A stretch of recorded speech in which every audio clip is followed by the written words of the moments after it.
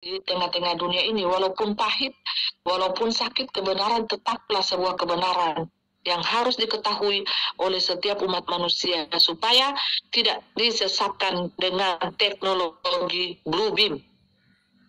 Jadi yang selama ini film-film yang Bapak Ibu nonton ya diungsikan ya di Rapture itu dengan gayanya tertinggal baju, sepatu, Alkitab, tas ya dalam satu gereja terangkat semua. Itu Bapak Ibu berbicara tentang roh, bukan secara nyata. Pengungsian mempelai Tuhan itu, Rapture itu dilarikan oleh malaikat Tuhan. Hanya kepada mereka mempelai kekasih-kekasih Tuhan, sahabat-sahabat Tuhan yang terpilih.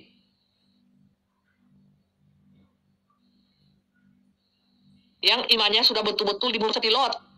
Jadi sebelum Tuhan ini nanti menghancurkan, membumi, hanguskan isi dunia ini, mempelai Tuhan, kekasih-kekasih Tuhan, sahabat-sahabat Tuhan yang imannya terekselen, dengan melewati beberapa ujian, iman, itu harus lewat Bapak Ibu.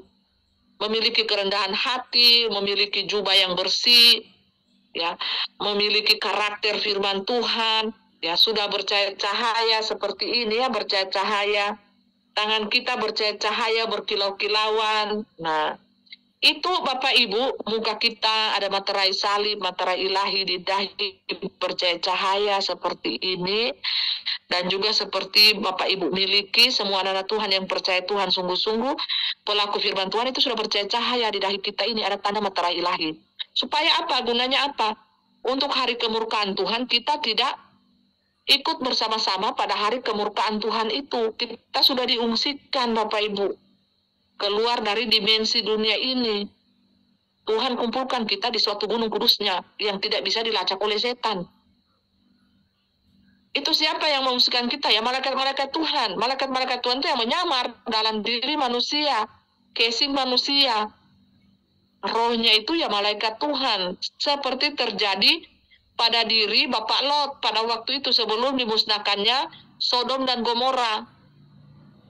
Lot beserta keluarganya lolos Bapak Ibu, tetapi istrinya menjadi tiang garam, bukan? Karena melihat harta kekayaan yang dia miliki, ya di Sodom dan Gomora itu sudah banyak, dia ingin kembali mengambil semuanya, akhirnya jadi tiang garam.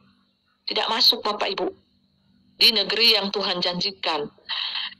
Nah, jadi pada saat itu Bapak Ibu, mari kita traveling pemikiran kita kembali ke Sodom dan Gomora.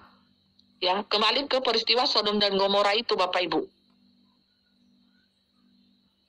Malaikat Tuhan itu bukan roh yang menjemput Lot pada waktu itu. Manusia Bapak Ibu. Sehingga manusia-manusia pada saat itu yang berada di sekitar Lot pada saat itu ingin memakai malaikat-malaikat Tuhan itu untuk disodomi. Ngerti nggak Bapak Ibu? Ngeh ya. Jadi malaikat Tuhan ini menyamar dalam casing manusia. Karena malaikat itu adalah roh. Dia ada di dalam casing manusia, penyamaran. Namanya pelayanan malaikat di setiap akhir zaman. Nah, kita ini hanyalah pengulangan di setiap zaman Bapak Ibu. Jadi malaikat Tuhan itu adalah manusia. Malaikat Tuhan itu memakai casing manusia yang memiliki iman ekselen pada waktu itu. Malaikat Tuhan itu ya Tuhan itu sendiri. Yang menyelamatkan hambanya hanya satu-satunya pada zaman itu, Lot dan keluarganya. Oh, haleluya, terpilih. Apakah malaikat Tuhan itu datang dalam bentuk roh? Tidak Bapak Ibu, dalam bentuk manusia, sehingga Lot menjamu malaikat Tuhan dengan makan minum di rumahnya. Itu manusia Bapak Ibu, tapi isinya, rohnya adalah malaikat Tuhan. Ya Bapak Ibu paham sampai sini supaya tidak dibodoh-bodohi oleh setan iblis ini, oleh teknologi blue beam. Manusia-manusia yang bodoh ini, yang tidak berakal budi ilahi, yang tidak memiliki hikmat ilahi ini akan menunggu Tuhan Yesus di awan-awan. Makanya mereka akan pergi berfantasi ria, bertraveling ria di luar negeri sana dengan teknologi Bluebeam. Tuhan datang di sini, Tuhan datang di sana, dan Tuhan datang di sono. Mereka kejar itu Bapak Ibu. Lalu tiba-tiba ada pengumuman berita, Tuhan Yesus telah datang di negeri Cina, tirai bambu. Habis itu besoknya lagi bulan depannya Tuhan Yesus datang di Amerika Serikat. Habis itu Tuhan Yesus juga datang di Timur Tengah. Oh haleluya.